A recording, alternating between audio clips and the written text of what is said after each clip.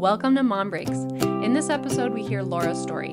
Laura is a perinatal mental health certified therapist and survivor of postpartum psychosis. She's based in New Jersey, a mom of 2 boys, and loves to dance in her hip hop classes or in a family dance off at home. After a painful birth and a difficult start to breastfeeding, Laura found herself in a cycle of sleeplessness. What followed was postpartum psychosis.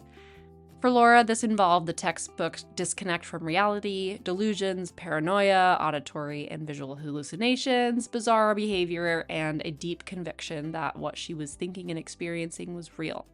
She reflects on navigating the healthcare system and the proactivity of her family to get her proper care, and then also being discharged into a literal tornado warning.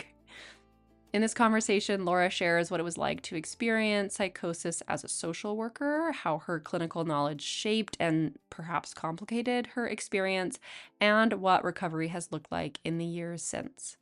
We do discuss a low point involving suicidal ideation. With that, let's jump in. So my name is Laura. I'm a licensed clinical social worker and I have my own maternal mental health practice. It's called Movement for Change because I love to dance. I love to move.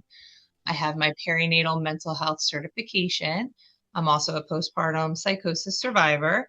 And when I'm not momming or working, I'm dancing, taking classes, freestyling, mom of 2 boys, and I have a wonderful, amazing husband as well. That's incredible. I love that. What type of dance do you do? A couple different styles of hip hop. I am a student of popping, a student of locking, and any kind of hip hop class I can get my hands on. Do your boys like dance? They do. We do a lot of freestyling at home, like in the kitchen or in the TV room. We have Yes. a lot of battles. I'm working on strengthening my battle skills. So at home, we practice and we all take turns and we have a winner between me and my 2 kids. Like a dance battle. Yes, like a dance battle. What? This sounds awesome. It's Yeah, awesome. they love it. We're very competitive, so it fits in well.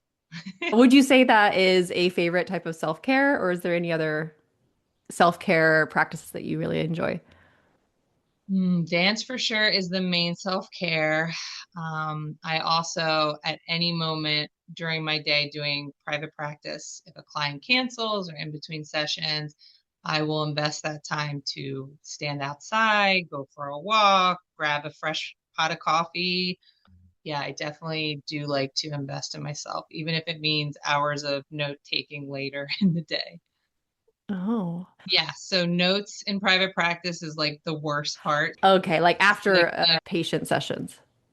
yeah, so clinical Uh, notes. So I'll quickly jot down in between sessions things that we worked on, and I try to reduce burnout by going outside or grabbing a cup of coffee, and then I see. lots of clinical note taking later. Oh, okay, that makes sense. Can you share what drew you to therapy? Sure. So I started off in the schools. I worked as a teacher for the deaf and hard of hearing for many years.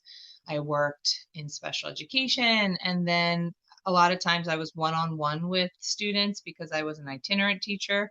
So I just got to know them more and loved talking about their life challenges, advocating for themselves, and how their disability impacted their life. So when I knew I needed to get my master's, I went back and I heard an amazing speaker. She was a school social worker, and it just hooked me in to be a school social worker.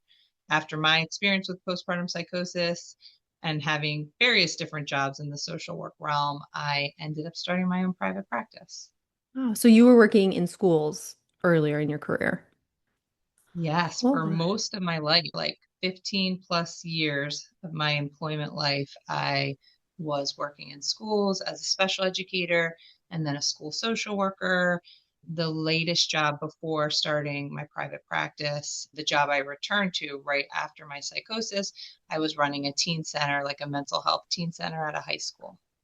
wow, amazing. I am so glad that schools have those sorts of resources. So you were working at this teen mental health center. What else was going on in that year leading up to your psychosis? Yeah, so I was enjoying my older son. He would have been 6 at that time. Me and him were constantly trying to get dad on board to have another baby. So we were so excited to have another baby. I have no history of mental health symptoms that I'm aware of. I didn't have any PMADs in my first pregnancy. I did have a miscarriage about 6 months before I became pregnant with my youngest, the one I experienced psychosis with. I was sad about it. I don't think it impacted me in such a massive way that, like, I don't think it was a trigger to postpartum Mm. psychosis. Who knows for sure? I was sad about it and I felt like I was resilient and had a lot of happiness in my life. It was COVID. I don't think that massively impacted my mental health. I was back at the school, so schools were in and out during COVID and for giving birth in my final trimester. I was at the school dancing. We ran events at the school, and I had my hip hop mentors come and do a big workshop and assembly. There were separate groups of kids for the assembly because you couldn't have everybody in the cafeteria at once. Yeah. I was dancing and going to the beach. Some things that happened before my psychosis. It was a very difficult birth. I would even consider Mm. it to be a traumatic birth, and it was traumatic for me.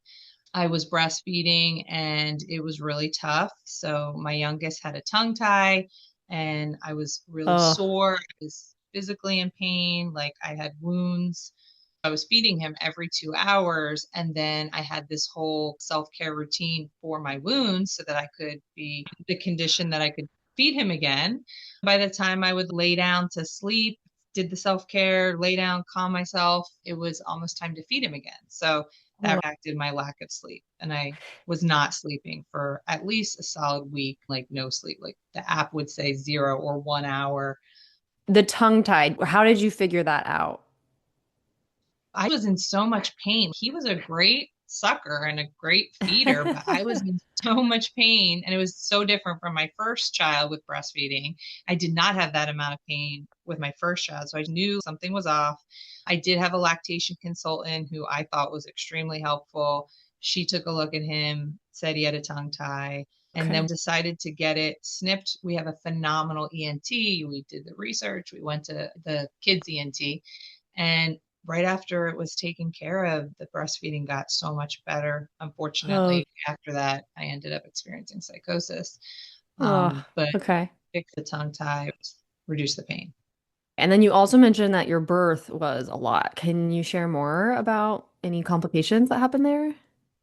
Yeah, so no major medical complications, but what happened was, and this is actually the hospital that I worked for, the employer of the teen center was this hospital. So that kind of makes my story interesting. So I went to the hospital. I was having contractions. I was in so much pain.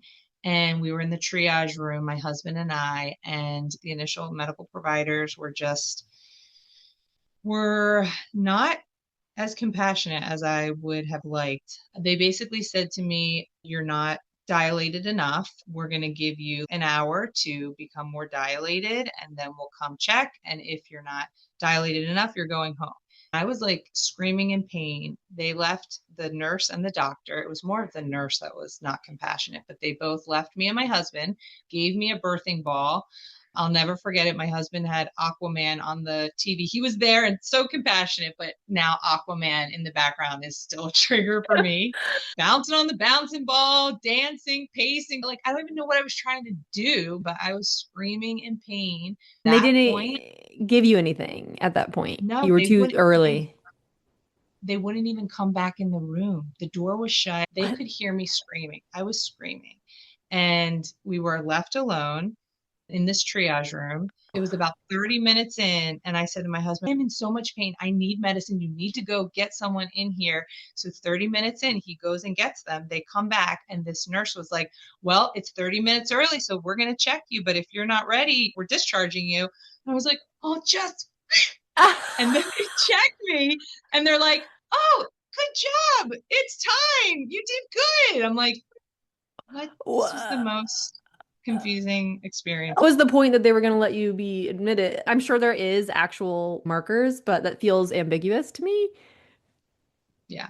And so Oh, that was the beginning of my screaming and being in pain from then to the entire birth. And I am a pro wow. epidural, pro medicine. Like with my first, I had a great anesthesiologist, great epidural, didn't feel hardly anything. This time they tried to give me the epidural. It didn't work. I think it might have been too late. I felt everything. What? I had headaches for a very long time afterwards. I was screaming in pain for a long time. So to me, it Whoa. was traumatic, though there was no medical complications.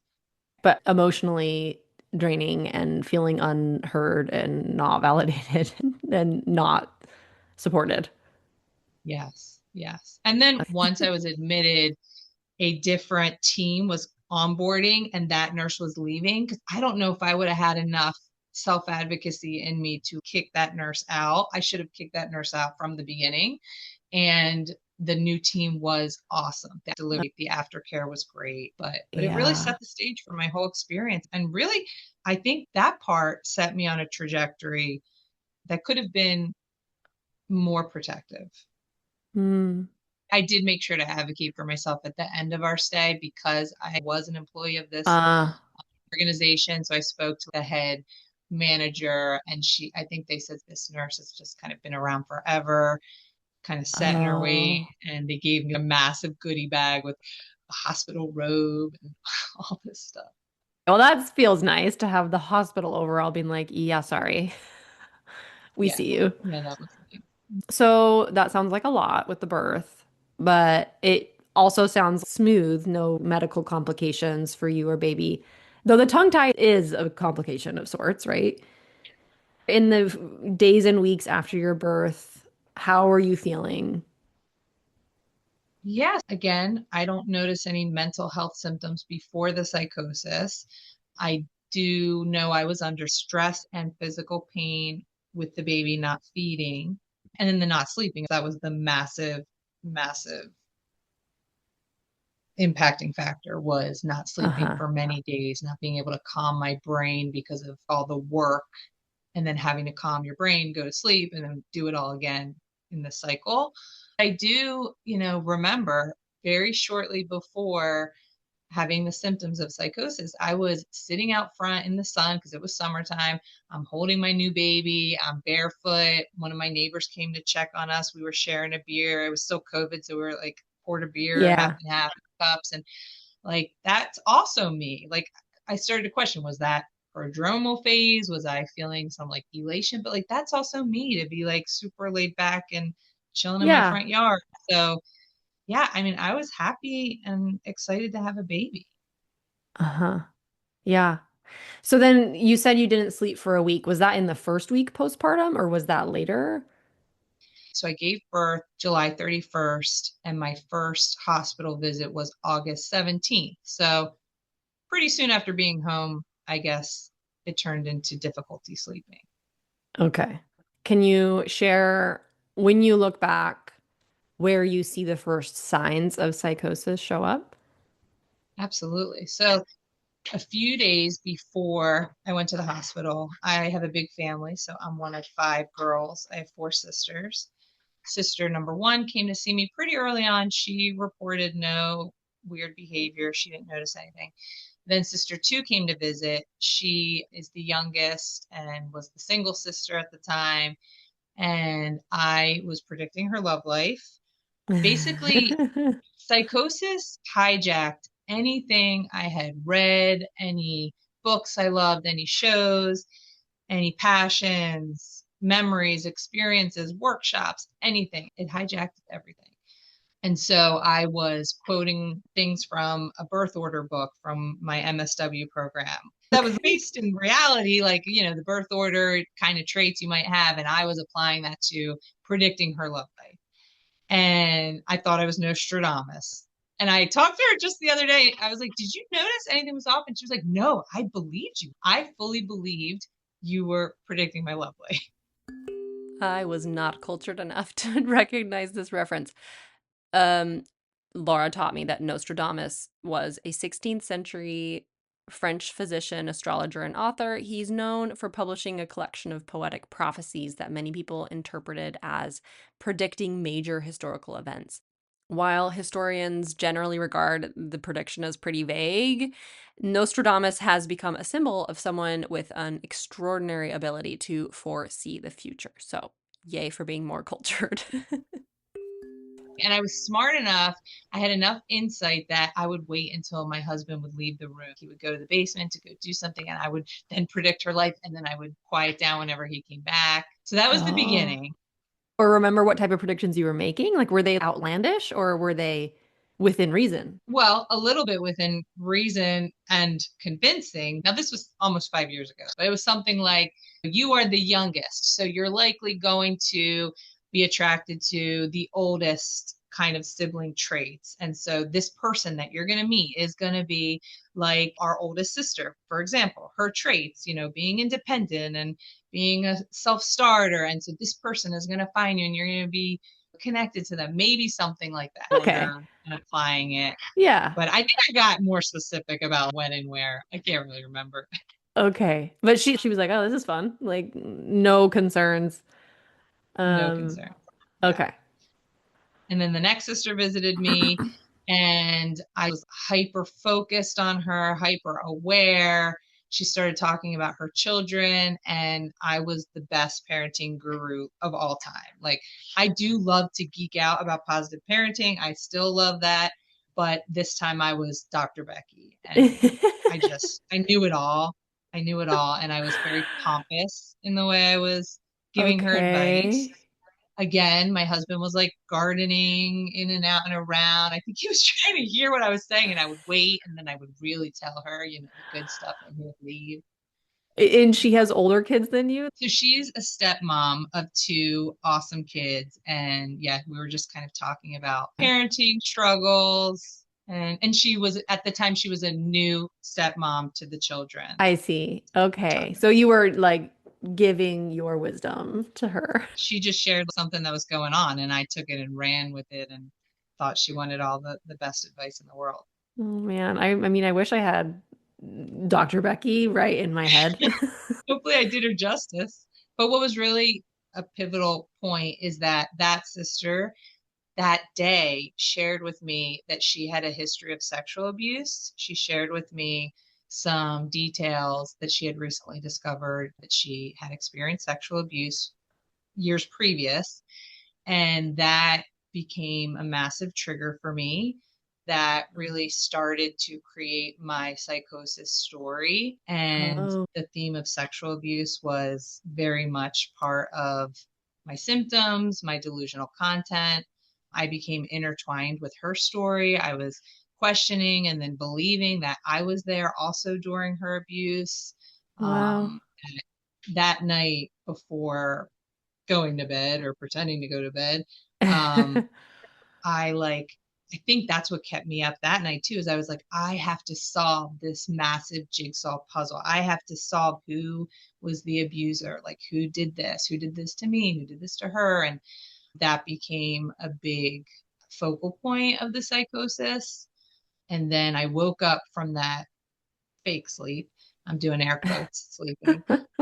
And it was like something clicked. Like I feel like I almost heard the click.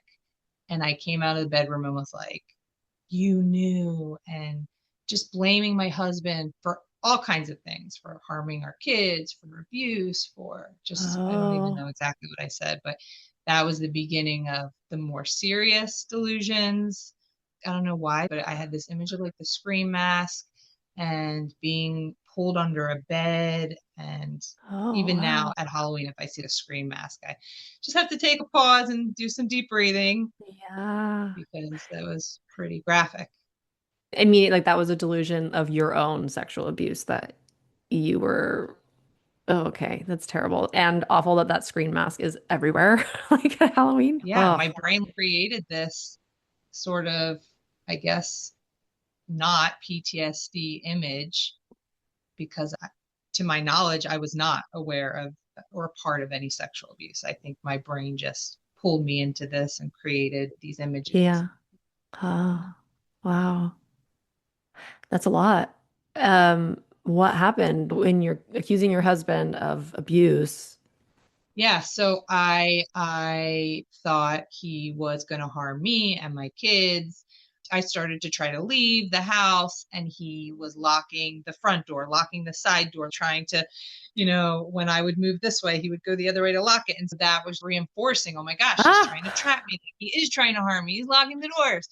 And he didn't know what to do. At some point, I had the baby and I went outside and I'm pacing the sidewalk, rocking my child, talking and nonstop talking. That was the beginning of the nonstop talking. It was almost like I was a robot and I did not have control to stop talking. Uh-huh. So he did the smartest thing he could have ever done, which is he called my mom, who I trust and love so much. And he was in the doorway. I'm outside with the baby. And he's like, your mom's on the phone. She wants to talk to you. Come talk to her. So I took the phone. At some point, he took the baby. And my mom was like, I think you're having a psychotic break. This happens sometimes. Me and your sister are going to come over, come take you to the What? hospital. How Yeah. did she know? What? Your mom? Yeah. So I don't think she knew it was like called postpartum psychosis, but I do think she said something like a psychotic break, or I think you're experiencing, I think you're being psychotic, something like that. Uh-huh. And she is a nurse practitioner. She's been in the medical field Okay. for many years. I mean, she was also labor and delivery. I still don't know to what extent she knew about psychosis, but she knew enough that like my behavior was psychotic and we needed to get you to the hospital. Or maybe my husband told her, she needs to go to the hospital. But Yeah. they both came and they picked me up and they took me to the ER. And And you were open to it. You're like, okay, mom, let's go. yeah, I think I was. I don't think I had insight as to what was happening to me, but I think I just trusted them. They're my people. My Yeah. husband was so smart to get them on board, and they took me. And my sister said I was hilarious. Like she said, I was so brutally honest and that it was funny. And I was just letting the crazy out in front of them, like in front of my mom and sister. I was letting the crazy out. I said all the things in my head. Turns out I actually was pretty mean. Fortunately, they didn't take it to heart. But then whenever the providers would come in, I was like trying to hold it together and like trying to keep it in, I guess, and only really letting it fly when the providers would leave the room. So you're masking, somehow you had the wherewithal to not be so unfiltered. Yeah, exactly. And yeah, and so they took me right away from the ER back up to the maternal floor. My OBGYN, who I had been seeing, she happened to be at the hospital that day and was there to receive me. In preparation, the perfectionist I am, in preparation for this podcast, I requested my medical records. It had been something I had wanted to do for a very long time and just hadn't gotten around to doing it. So I Uh-huh. requested the records. I re-chatted with some family members on some fuzzy parts or some questions I had. And my perspective of my story was that, oh my gosh, I didn't share enough or disclose enough my psychosis. And therefore, that's why I was discharged, because I ended up being discharged 4 days later. And when I talked to my family, they were like, no, look, like you tried to hold it together a little bit, but it was obvious. And anytime I Okay. wasn't paying attention, my sister and my mom would go share with the providers what I was actually saying and doing. And apparently they relayed things that my husband had shared. And what's Okay. interesting is one of the very first notes in my medical chart on that very first arrival at the ER, it says postpartum psychosis. Oh, Like it okay. says it. I thought maybe they didn't know what it was. Maybe that's why it took so long to get the right medications. But it says on one of the first notes, postpartum psychosis, rule out like preeclampsia because I had high blood pressure and I was complaining of the headaches still. And the focus of that first visit for most of the days was CT scans, MRIs to see if something was wrong with my head because of the headaches. And I was on all kinds of medications for pain and the magnesium, maybe due to the possible preeclampsia. But it wasn't until day 3 that there's any note of a mood stabilizer, which was so Oh. interesting to me. And no antipsychotics. You weren't given that. Right. But So I was there that first time for 4 days. I was discharged on the fourth day, and it looks like On the third day, there was like a little part of a note that said started on Seroquel 50 milligrams, which is an extremely low dose. Yeah, so it looked like that was not until day 3. The first 3 days are like I'm on all these pain meds and the thing for the preeclampsia and getting the scans, and yet all over it says postpartum psychosis. Okay, I wanted to pop in here and say it is hard to keep track of all the different medications out there, and it's like a whole language that I am not fluent in. Seroquel is known as quetiapine. It is an atypical antipsychotic that is used for mood stabilization. It can treat delusions, hallucinations. It can also be used to treat bipolar. It has some sedating effects, I guess, so it can help with sleep. So it can help with those different symptoms. And yeah, so in some cases, a medication can cover multiple target symptoms. I will include a link to a review study that I found helpful as I was thinking about this. Uh, it spotlights how choice of medication for postpartum psychosis really depends on the presentation and, you know, maybe like even the side effects for whatever your history of medical care or other medications. So, apparently, second generation antipsychotics as well as lithium are commonly recommended for postpartum psychosis. And then it also spotlights one of Dr. Brigink's papers where they talk through uh their a treatment trial where they first used benzodiazepines like lorazepam, which is what I was given, to help with sleep, since that's a common initial symptom. And then following that, if psychotic symptoms are there, with antipsychotics. And then if needed, adding lithium. So I didn't know that. And I am wondering how clinicians are keeping this all straight and also getting good guidance on what sequence to follow. I guess this paper, hopefully. Let's get back to Laura reflecting on her first discharge. So it says my family doesn't remember me leaving with medication. It says on the discharge paperwork 50 milligrams of Seroquel a night to be picked up at the pharmacy. So I don't know if I ever picked it up or not. I'm not sure if I was taking it. It didn't really matter. I was back in the hospital less than 24 hours. So um, Okay.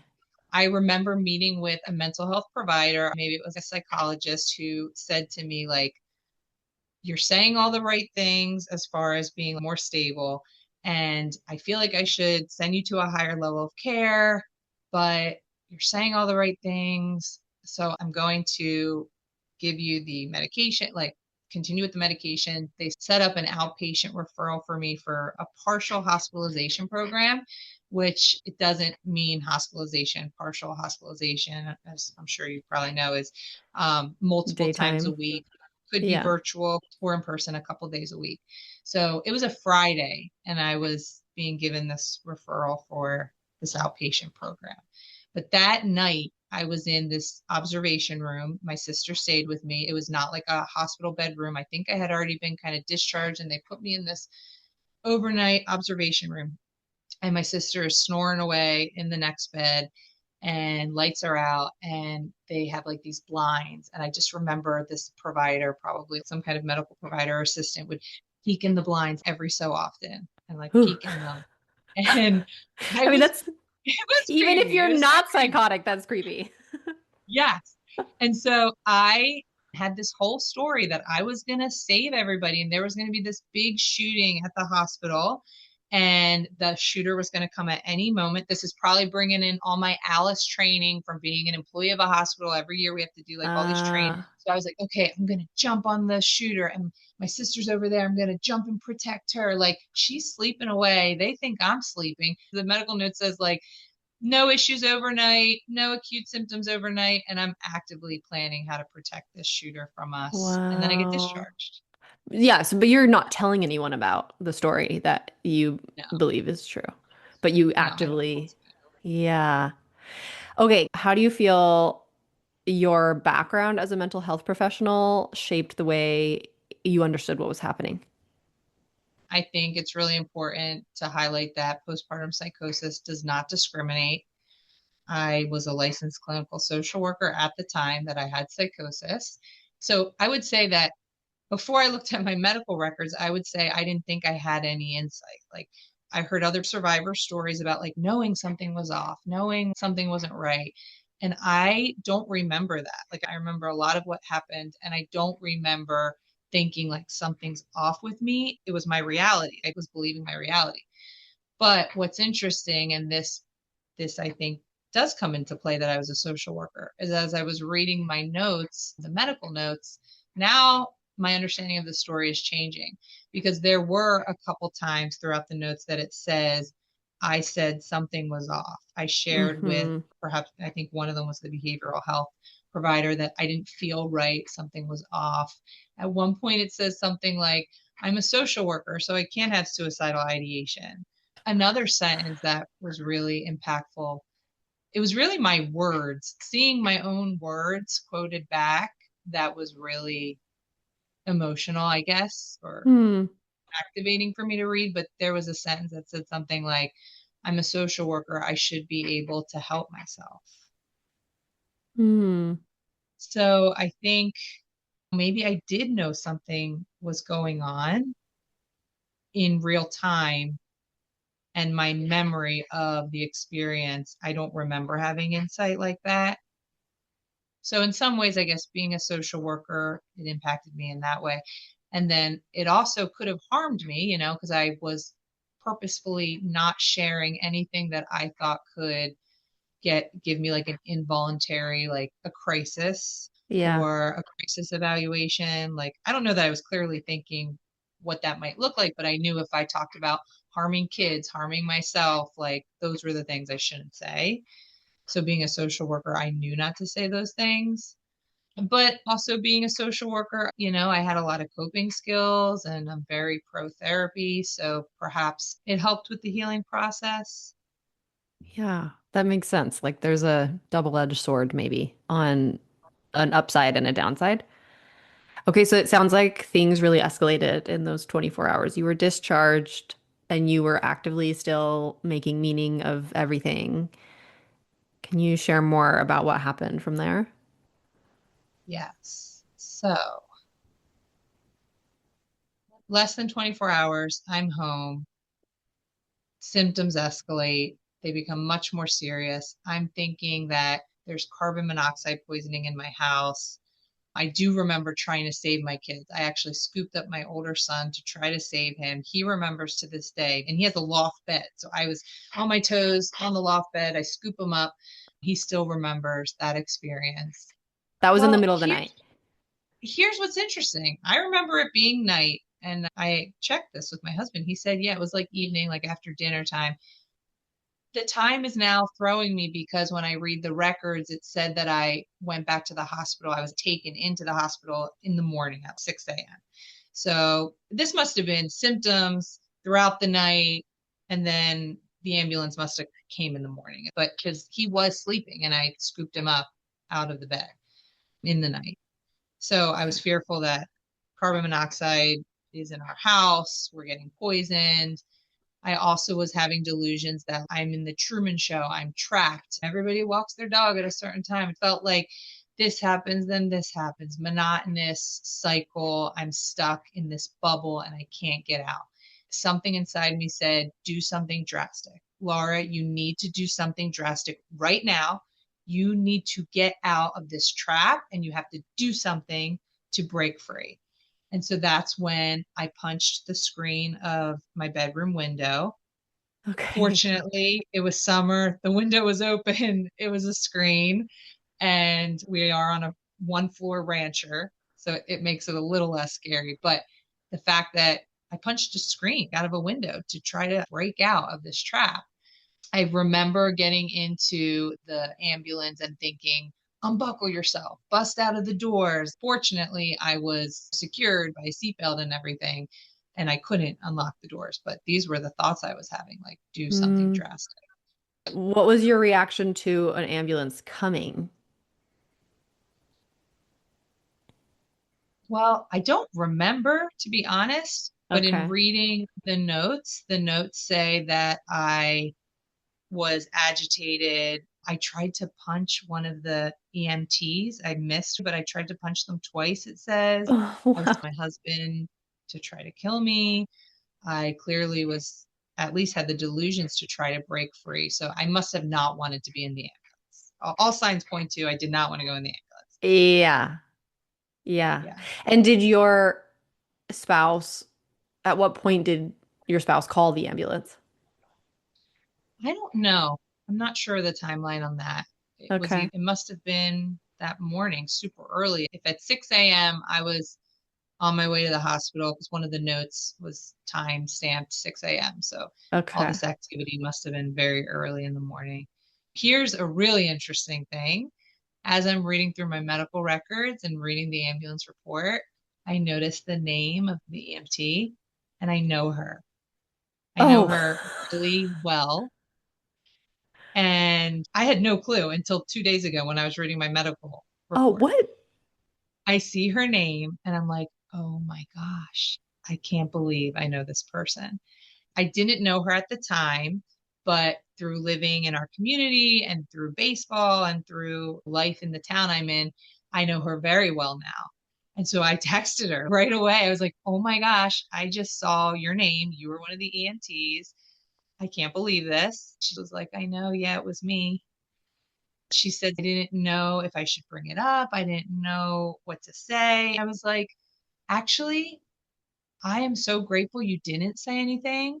I respect you so much more that you were so professional. Thank you for keeping this Yeah. confidential. She has always been so kind to me. It just was Wow. so random. So we were texting back and forth. I was like, were you in the hallway with me when I went back to the hospital? And she's like, yeah, I was there. It's so interesting. What? That's fun that you became friends later. Like, Yeah, and then you can look back on that. And wow, go her for being so kind about that. absolutely. It's I'm living in a amazing. small town, so I definitely appreciate her confidentiality. Yeah. What other reflections do you have on going through your medical records? So I have wanted to get my medical records for a long time. I think I just dragged my feet because life is so busy. I didn't, for a long time, like I felt I was healed, whatever that means, or that I was doing well, and I didn't really need to read them. I think in my head, I know that medical records get eliminated or deleted after like 5 to 7 years or something. So I think I was like, let me make sure I get it by that date. But then doing the podcast, I was like, I want to say some things that are on my heart about my experience, and I want to see if it's in the records. I want to see if the records support what I'm thinking happened. So I got them and I've been going through them. And I was like, oh, yeah, I'm healed. Reading my records is going to be no big deal. Just a random night. My kids are in the other room. Let me open them up. And then it was like, no, this is emotional. This is vulnerable to face in black and white what happened. I think I Hmm. was fearful of reading what I remember my content to be. Hmm. Um, and yeah, like I said earlier, one of the very first notes said postpartum psychosis. That was really interesting that they had the diagnosis right from the beginning and they did know about my bizarre behaviors. Another really emotional moment was I was reading the ambulance report, seeing my words in quotes was the most powerful and like vulnerable. So it said that I said, my babies are dead, don't want to kill them, and that I should go to jail, I should go to hell. Later, in another note, it was reported from my husband that when I was trying to be put in the ambulance, I was begging him to kill me and Oh that I no. shouldn't be alive. So reading that, I don't Wow. remember that part. I don't remember begging my husband to kill me and Oh, thinking my kids were dead. wow. And they had noted down these things that you were saying in your record. Yeah. Wow. Yeah, that's activating for sure. Um, wow. Okay. I mean, just validating that I thought medical record review would be no big deal too, and then it was a rough week for me. Just Hearing the clinical perspective on all the things I was doing was a lot. I had to give myself a lot of space. So I hope you're doing that for yourself too. Thank you. Yeah, I have. I have a great family and it's the weekend and I'm working with coping skills. So the activation kind of lasted as I was reading it and as I'm telling it to you, but I'm Yeah. okay. Yeah. Okay. Good. Okay, so then you're back at the hospital. What was your second stay like? Okay, so it gets more wild. So this hallucination was crazy. I think I was waiting for an ER room. So I'm in the hallway of the hospital, back in the ER. Nothing like the first time. The first time I was swooped right up with my family to the maternal floor. This time I'm in the ER and people are walking by me, different providers are on their rounds and it's busy. And I imagine that this one doctor walking by, he's actually both of my son's pediatrician who had initially met the baby when he was delivered. So I saw him in my head. He would never be him in this ER, but I saw him and a group of doctors and nurses around them. Like he was this really confident doctor guy. He was older and all the devices and medical equipment was modern times. And then a little bit later, he'd come around again with his group of providers. And then he was younger and it was like the Oh, 2000s and the equipment was getting bigger and older, and then a little bit later they'd come around again, and then he was very young and still so confident and he's like oh, telling them on rounds, all his expert advice. And then there's like a massive computer, like 80s style, being pushed down the hall. So I don't know if my brain was like trying to make sense of time, and I was there for hours. I was there in the ER for 24 hours before getting admitted the second whoa. time. And this must be how I like made sense. I wasn't in the hallway for 24 hours, but I was in the hallway for a while. And this must have been how my mind was making sense of time. Another wild experience was my family, like we loved to sing these little ditties. My grandma would sing them to my mom would sing them to us. All the sisters know all these goofy little song ditties, some PC, some not. And they all came out when I was this experience. I'm singing them, I'm dancing them, but they were part of the story. Like I put the songs in the context of this story of something horrible is going to happen. I'm going to save the hospital. Like there's going to be a shooter. And it turned into, I was reading Becoming by Michelle Obama. I love the Obamas. I imagined they were in the lounge at the hospital doing a tour and the shooter was coming for them and I had to save them and I had to save the hospital. And so I was telepathically telling my 6-year-old to run out there. He's not even there, but I was telepathically telling him to run out to the Obamas and start singing, Boss, Michelle Obama, purse so heavy, getting Oprah dollars. I was dancing, I was singing. And they would just know by this 6-year-old singing this song, they would know, and I would It's save a them. shooter. Yeah. What? Yeah. Whoa. Are My you mom there said, alone at this point? no, so Like, my mom was there through all of this second ER visit. And okay. for her, I was telling all the providers that she had Munchausen's by proxy. She's trying to kill me. Like in front of her, I'm telling her these things. Okay, if anyone else didn't know what this was, Munchausen by proxy, it's also known as factitious disorder imposed on another. It's a form of abuse where a caregiver deliberately makes a person, sometimes a child, appear sick or causes symptoms of illness in order to receive attention or sympathy. So, quite a great delusion of having her mom be making it up. She was trying to go along and play with the songs and the cheers. We were all cheerleaders, so we're doing cheers and singing. And my mom said what was heartbreaking was that she felt for hours, and again, the medical notes substantiate this, that for hours and hours, I couldn't stop talking. I was singing, I was dancing, I was doing cheers, I was trying to save the hospital. And she just was like, why couldn't they have knocked you out? Why couldn't they have given you a Helped. medication to sleep? And that didn't Yeah. happen. The notes say that they were really busy and understaffed. I think someone told my mom they wanted psych to see me in my state. So I don't know. There might have been a real medical reason, but I was doing these behaviors So for for 24 hours, you're waiting in the ER. No medication, no evaluation for 24 hours. so I don't see any medications for that first 24 hours that I was in the ER. I could be wrong, but I don't see it in the notes. Some kind of behavioral health provider may have seen me, Okay. but I did not get any medication for a very long time to quiet the symptoms. Yeah. Yeah, that's a bummer.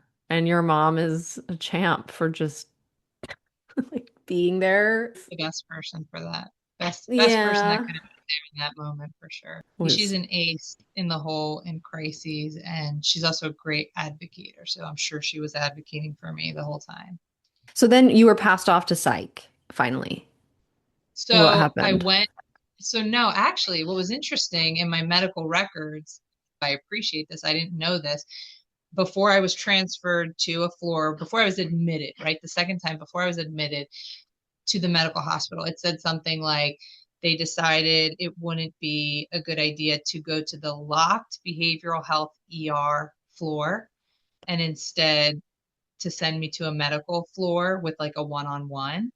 And now I don't know if that's because they were trying to put me inpatient. This hospital has an inpatient mental health floor. And at some point, they were trying to transfer me to inpatient.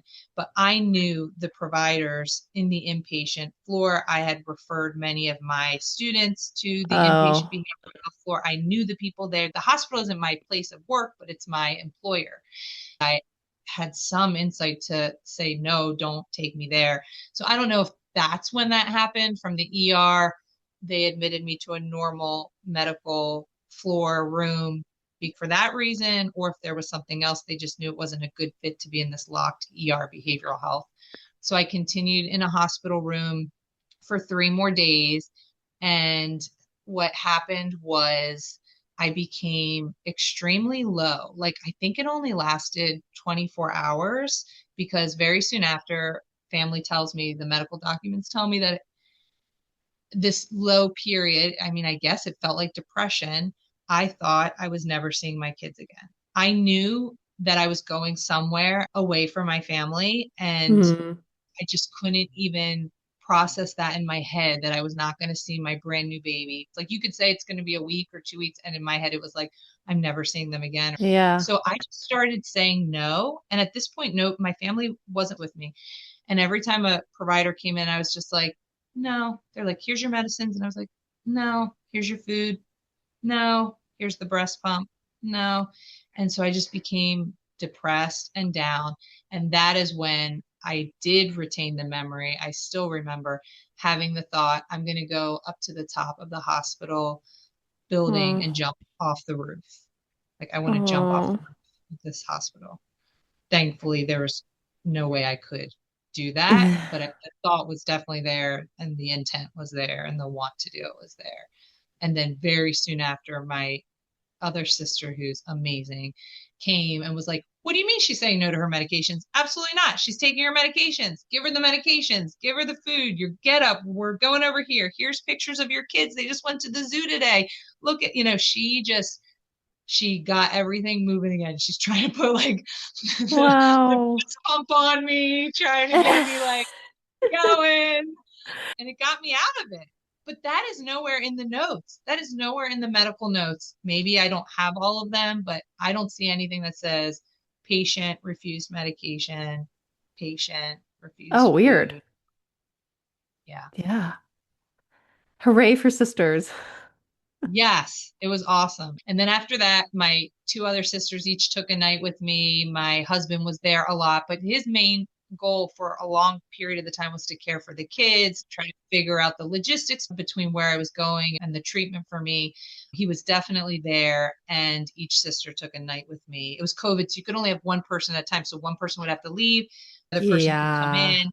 And by the end, we were watching The Bachelorette together. And by the fourth night, almost all my symptoms had dissolved, which is interesting because I only was on, by day 3, they increased the Seroquel to 100 milligrams. And my phenomenal outpatient psychiatrist, who I still see to this day, she said that a therapeutic dose would have been 200 milligrams. Like 100 milligrams is not a therapeutic dose for psychosis. But the Okay. symptoms had decreased, and then I was transferred to another facility unrelated to this organization, and it was an inpatient psychiatric ward or psychiatric behavioral health institution.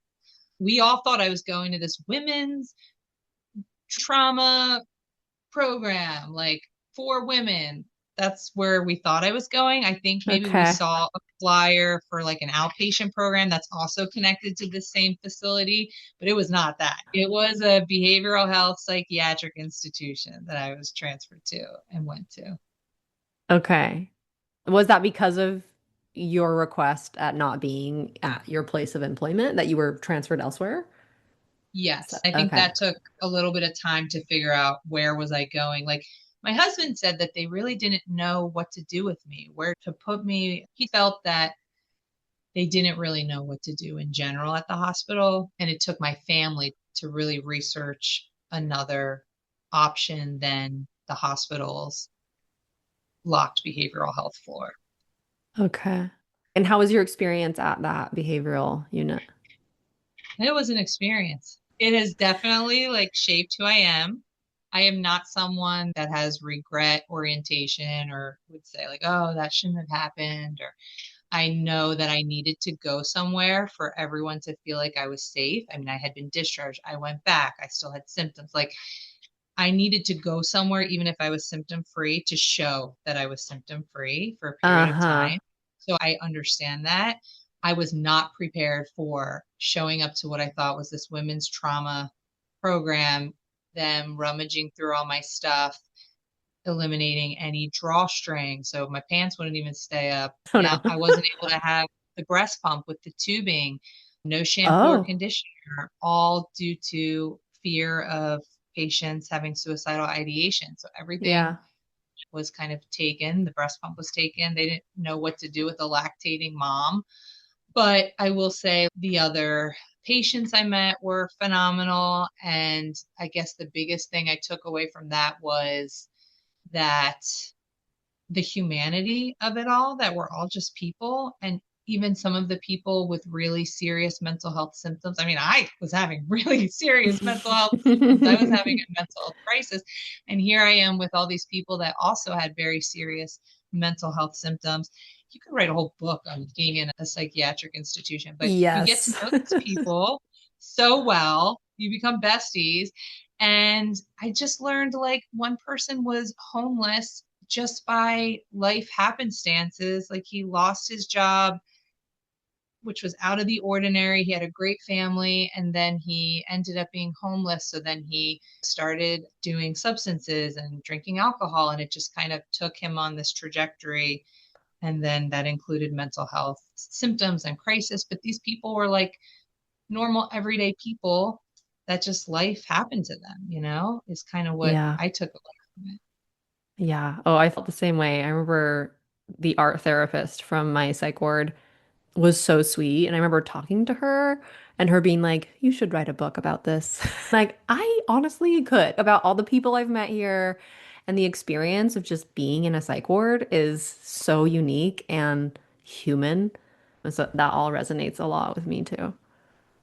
Yeah, it was unique. It wasn't as horrifying or stigmatizing as I would have thought before having that experience. I mean, there were Oh, definitely some wild moments, but there was a lot of humanity and nice moments. yeah. What do you wish would have been different about the help or treatment you got? So I would say at the psychiatric institution, I wish I would have been able to see my kids. There was no phones, no visitors. We couldn't have our cell phones, for example, but there was a pay phone that everybody had to wait and take a turn. Kind of felt like you were in prison a little bit. Get your one call a night. Everyone was so nice about it, like, oh, it's so and so's turn, and we could all see each other in the lounge while we're taking turns on the phone. But Hmm. I was so missing my brand new baby. I was so missing him and my kids. And I begged the providers. I begged. There was always like one or two people in charge, and you had to wait. Felt like days to like get in with them, get in with the Yes. psychiatrist, get in with the head people. Felt like gatekeepers. You're coming out of this paranoia. So you're like, wait, am I really paranoid or is this really happening? You never know when you're going to get picked to go talk to the psychiatrist, for example. So I was waiting and I would beg whoever would hear, like, can I please just FaceTime my babies? Can I please have a visit? Can I please look at pictures on my phone? I just wish, even though I know they can't know what to do with postpartum psychosis, they could know what to do with a postpartum mom, and what would it have taken to get a laptop for 30 minutes in a observed space to see my family? Yeah. So I wish that would have been different. I remember one of the providers who didn't have decision making power saying, like, ask your husband to put the phone up to the baby and maybe you can just hear him breathing. And I remember doing that, like listening on the payphone to just the baby breathing. Oh, I wish I would have been able to like have a breast pump from the beginning. It took a little while. but you were able What to else? pump eventually. Yeah, I was able to pump, and a really nice moment was in the beginning. I had to go to like a separate location, not someone watching me, but they knew where I was in a room with the door shut, and then I'd give my pump back. And then a few days in, they allowed me, I still had to check it in and out, but they allowed me to take it to my room. And there was this beautiful window in my room of this gorgeous tree right outside my window, and I would pump and I would imagine like that I was outside. You're just like starved for being outside. I was imagining I was under this tree and it was summertime, and the actual pumping is what made me feel so connected to my Mm. son and my baby, and was just a moment of connection and thinking about him. So that got me through that really hard time. I felt similarly with pumping because I had to advocate so much to get the pump. And it also was this moment of physical relief of being able to pump and release the milk and feeling connected to my baby too. So I felt that Yeah, way too.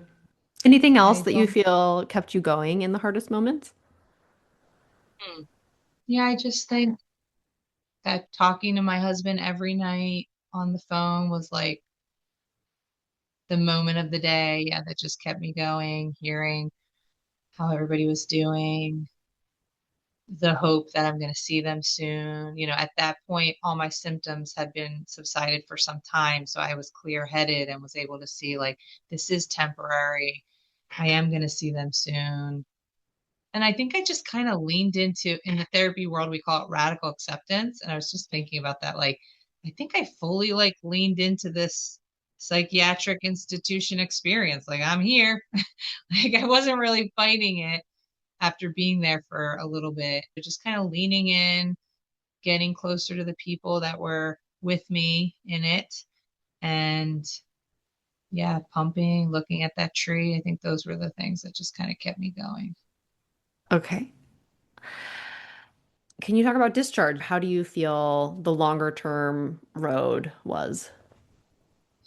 Yeah. So there is such a difference, massive gap, in my opinion, in the inpatient treatment, the hospitalization, the inpatient psychiatric facility treatment, and the outpatient provider. Up until this point, no one was a maternal mental health provider or therapist. And even my psychiatrist at the psychiatric facility said he thought maybe it was delirium. So my husband, he was a rock star and he researched the top people. And the day I got out, these were people with wait lists who were not responding to him. And he kept leaving voicemail after voicemail saying, like, I need you to see my wife.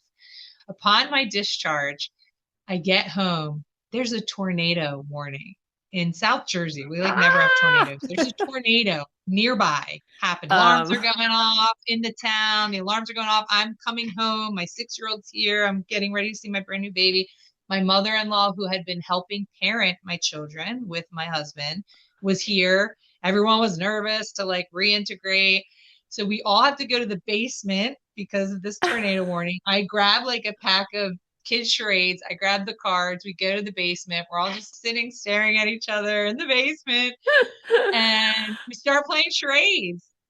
And it fun. was so weird because I would go for the baby. All I wanted to do was breastfeed and hold the baby.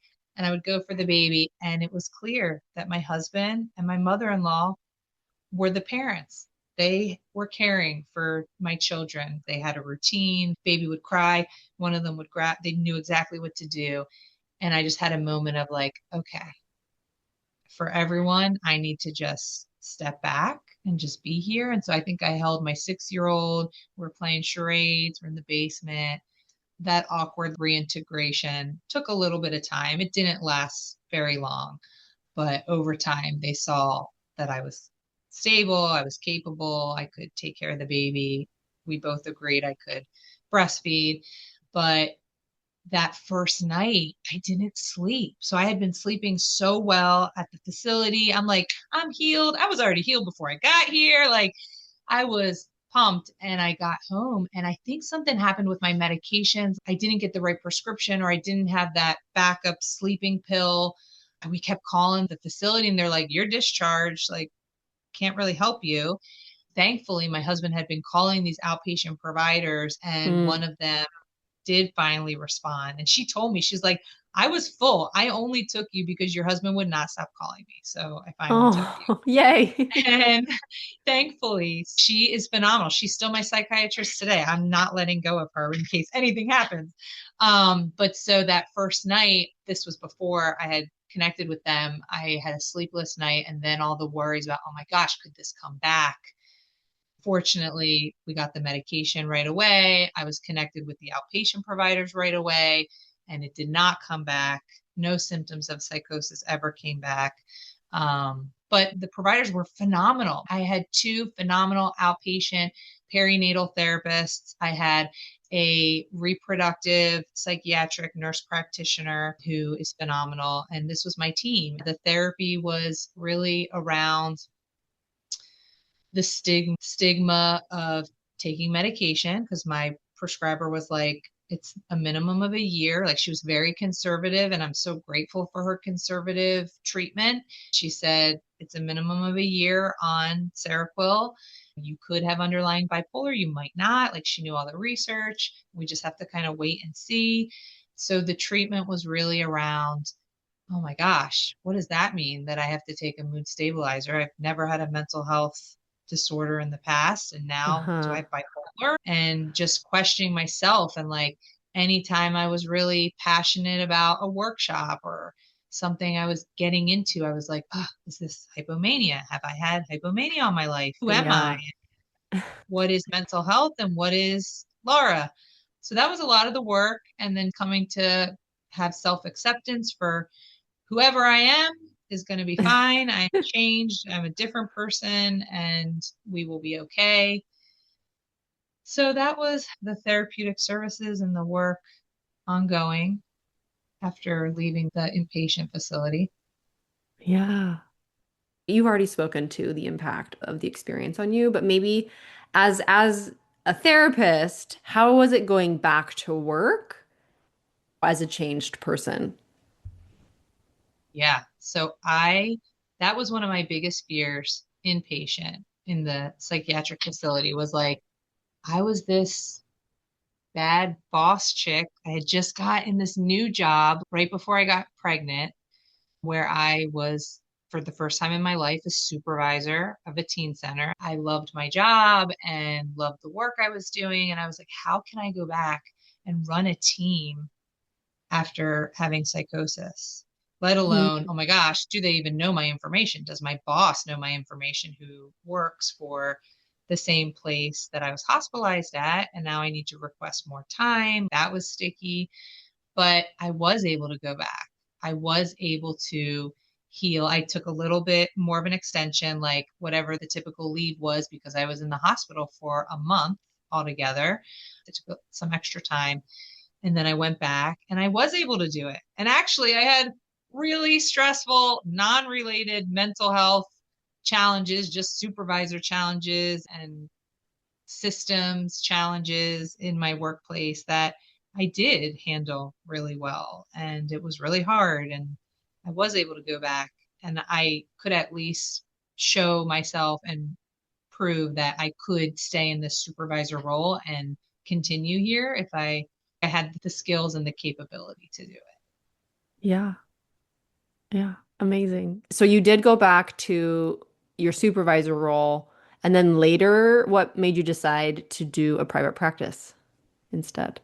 Yeah. So of course, my experience led me to want to work in maternal mental health. I had two young children. I had missed so much time with my baby, so I wanted more time with my children. There were some limitations to my job. It's never the kids. Oh my God, I loved the students I worked with. I loved being in high school. But there were some other challenges, and there was funding. There was always funding question marks. You said you love that Mm. schools have these programs. Schools don't have these programs. Oh. Funding gets cut all the time. There's like a handful of schools that have these phenomenal teen centers, and it was really hard once they're established. There's constant battle to keep them, Oh. and keep the funding going. And so there's just some different reasons why I was interested in starting my private practice, flexibility for sure being part of it. And I had talked to a couple other therapists who did it, a couple other therapists that worked in schools and ran teen centers, actually. They were like, do this. I've never looked back. I'll help you. They mentored me. And it was the best decision I ever made because I got my PMHC, my perinatal mental health certification. I got trained through PSI, and I had the experience behind going through something postpartum. So those Yeah. are the reasons. And it's so great. I get to drop my kids off, pick them up, cancel if there's a pop in the school like there is today at 12 o'clock. If the parents pop in for this party, I can do those things. Whereas it was Uh-huh. really difficult to do those things, being the Before. supervisor year round at a school. Yeah. Yeah. So you had shared this recording with me about last year's PSI conference and how you were able to go and share your experience with attendees. Can you share what that was like for you? Yeah. So that was the first time I shared my story. So first I want to back up a little bit more. The year before that was my first ever PSI conference. It was 2024 in DC. And I was going as a provider. Like I was going as a perinatal provider. And I knew there was a postpartum psychosis panel that I was going to attend. I was going to be brave enough to go and listen. And it was that experience that changed my whole perspective, like changed so much of my outlook of postpartum psychosis. So before then, I thought to myself that, oh, I didn't want to harm my kids. I didn't try to hurt them. I wasn't dangerous. It was like a blip in my life. And I was normal, to whatever that means. And that maybe my story was really important because postpartum psychosis was less serious with me and I jumped back into my life. And I think that's kind of like the story I was telling myself. When I heard our fellow survivors share their stories, um, for example, like being involved in the legal system, fighting for custody, losing their licenses. I heard of people who are in jail currently who did hurt their kids and are in jail. I had like an aha moment where I was like, whoa, by me downplaying my experience, it was doing a massive disservice to postpartum psychosis and to saving lives. And at that moment, I realized the gravity. I'd been in my own little bubble in isolation. I went to a couple PSI support groups. They were awesome, but I had my therapists individually. I didn't know other survivors. I didn't know much more than my own experience. And at that moment, I was like, whoa, the gravity of it all. It was extremely dangerous what I went through.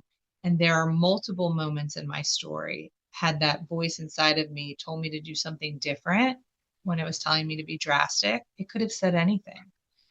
It was extremely dangerous. And I needed to go to the ER and I needed to go to a mental health facility. This is the way we save lives by sharing the importance of best practices, what to do when someone's experiencing psychosis. Yeah, absolutely. We've talked about this. We recently had this talk with a documentary gal and talked about this debate in media spotlighting tragedy and also women being turned away because they don't have violent thoughts like providers thinking you need to be violent in order to have psychosis. How do we balance as advocates the tension of helping dispel a myth that women need to be dangerous to receive treatment and the reality that it is a dangerous illness? Yeah, it's hard. Part of me does not love the salacious framing of harm in the news and how moms have been portrayed more villainous, or even just the salacious details, like the graphic nature of explaining their experience. Part of me doesn't love that. The other part of me understands that that's how you grab attention. I think sharing real people's stories so you can hear all the different diversity in the stories, diversity in the people, and us as advocates speaking out saying, in whatever form this looks like, it is so dangerous. In whatever Hmm. form it looks like, this is an emergency. This is a medical emergency due to having a child or having lost a child. And this needs to be treated with the utmost urgency. And here is the layout of what needs to happen. I agree. I think that the stories on this podcast have highlighted how it is something you can't take or treat lightly. You need to get treatment and real treatment and be taken seriously at the hospitals, especially in the United States. I think there's only so much you can do as a patient to advocate when a system is not seeing you or doesn't know what to do with you. And so I think that makes what we're talking about even more important is like, let's talk about, and I love hearing what people did receive in the hospital and spotlighting how providers are flying by the seat of their pants.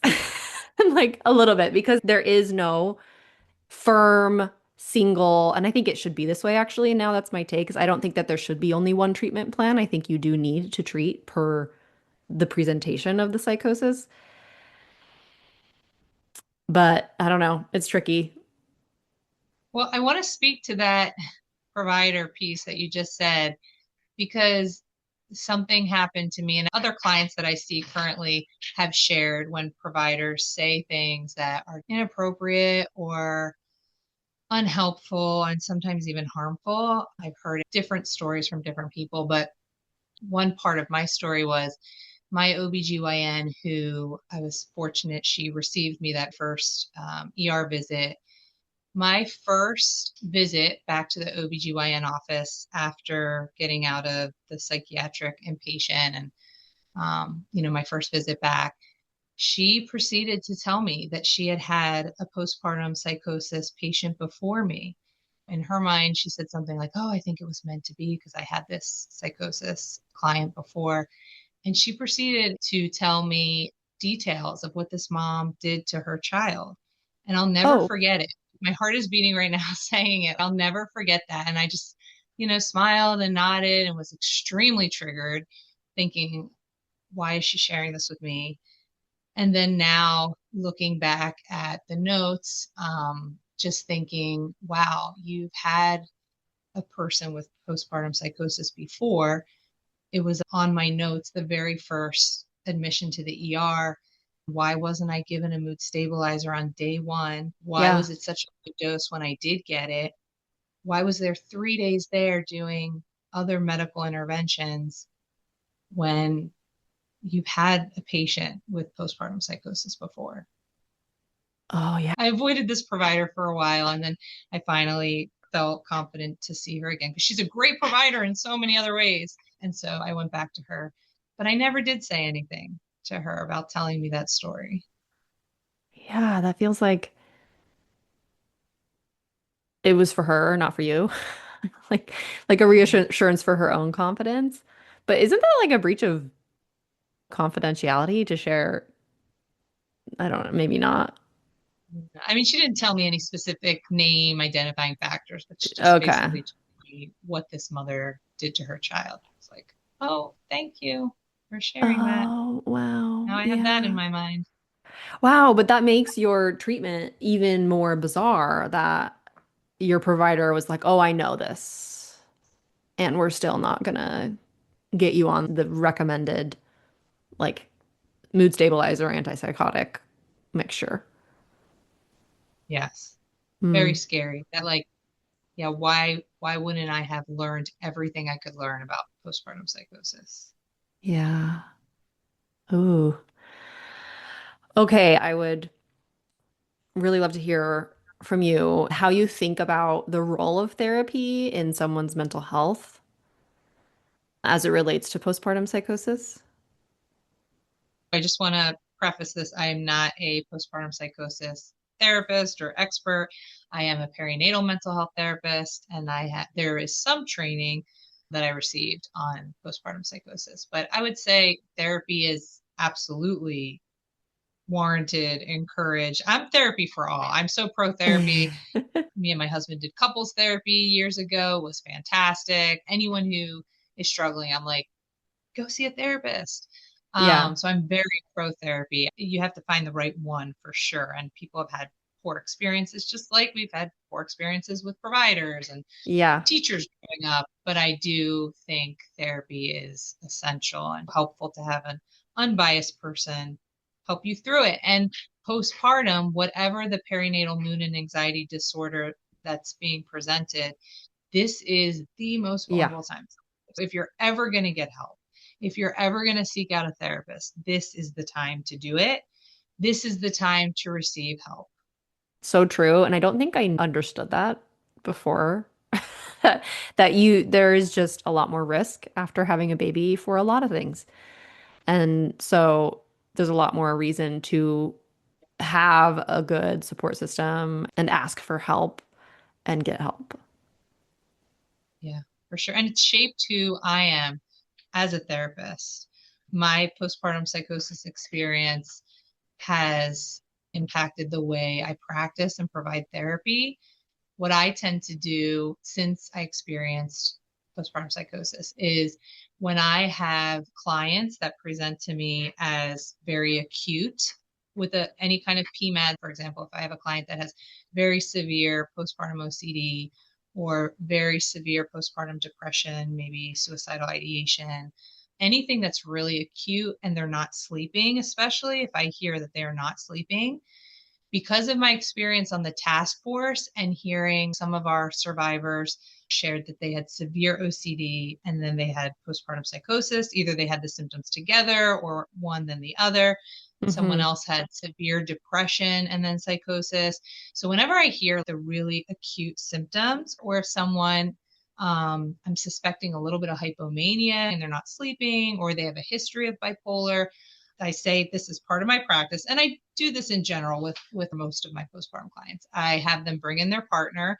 We do a telehealth session, the three of us, where I kind of just normalize, hey, we don't know about all these PMADs when we're in the OBGYN office. When we're at the birthing place, they tell you about baby blues, but we don't know about all these PMADs. So I make it non-stigmatizing. I touch on a few different PMADs. And then I do pull up the postpartum psychosis tool that we developed through PSI. Amazing. And Yeah. I go through these symptoms and I'm like, I don't think you have this. I'm not saying you have this. I'm just doing this as education because I wish I knew about all the different PMADs when I had a baby. And right now you're in it and you're not sleeping. I don't think anything is going to happen. We have a lot of protective factors here. You're coming to therapy, but I want your partner to know about this. I want you to know about this. And then they have it and they've seen it. Yeah. And then, yeah, Oh and my just to goodness, that is making me so happy to hear you doing that. That's like boots on the ground, what we need. This psychoeducation, this awareness, particularly for people who are fresh postpartum. right. And then the other way it's shifted my practice is I didn't used to self-disclose. I kept my experience separate from my work. I think partially for fear of like maybe clients don't want a therapist that experience psychosis.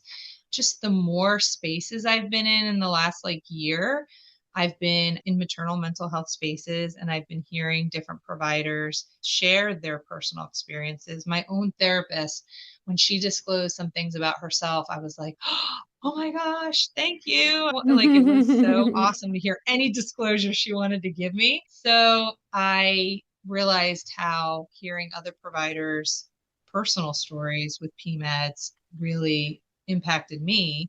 So I tested it out a couple times with some of my clients. For example, like a client maybe that's struggling with the stigma around medication. They're unwell, but I really don't, what does that mean to take medication? I don't want to take it. Yeah. Or, someone who has never met someone with a mental health condition or a PMAD and they're feeling alone and hard on themselves. I will disclose a little bit about my experience. And so far, it has gone over so well. I mean, one person Mm, was like, I've never met someone on mental health medication. In my family, you don't take medication and you definitely don't take mental health medication. You're the first person I know that's on mental health medication. Like, thank you for sharing that. So yeah. I've been self-disclosing a little bit more as it's appropriate and if it can help the client in something very specific. That is amazing. I'm just thinking back, I've worked with a couple therapists and I really do also love when they self-disclose. It makes it feel like a little balanced because you're sharing so much of your personal everything. And then to just have a little nugget of like, oh yeah, you have details there too. It makes it feel connected and more seen when there's some life detail that can be like, no, I really do see you. I have heard on this note of like, you don't know going into a new therapist what the dynamic will be like. We recently had my husband come on and talk about some awful experiences with therapy Oh, coming out of the psychosis. The first therapist he went to was like, "Oh, this is your fault. Okay, let's talk about this." Which was he was like, "What?" Like, yeah, like he felt what? pretty judged. I would be curious of your thoughts or advice for people who are looking for a therapist after a major life experience. What are the green flags that you look for as you're meeting with someone?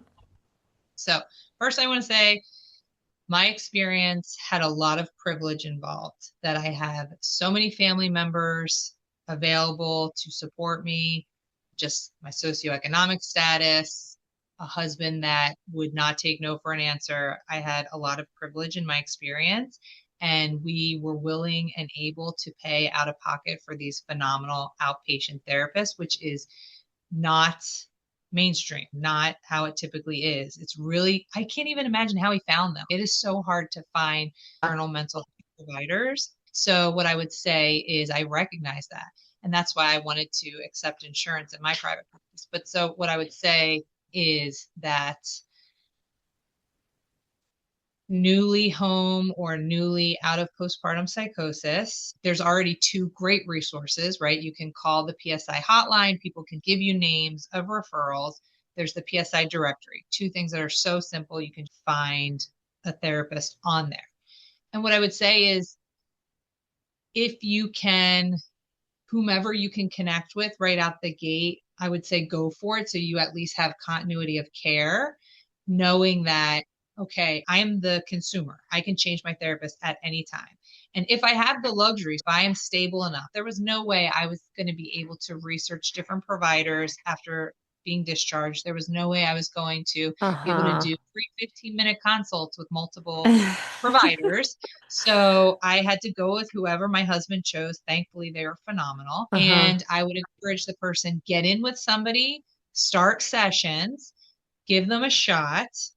It has to be a maternal mental health therapist. It has to be a maternal psychiatric NP, reproductive psychiatric NP, or reproductive psychiatrist. That is a must.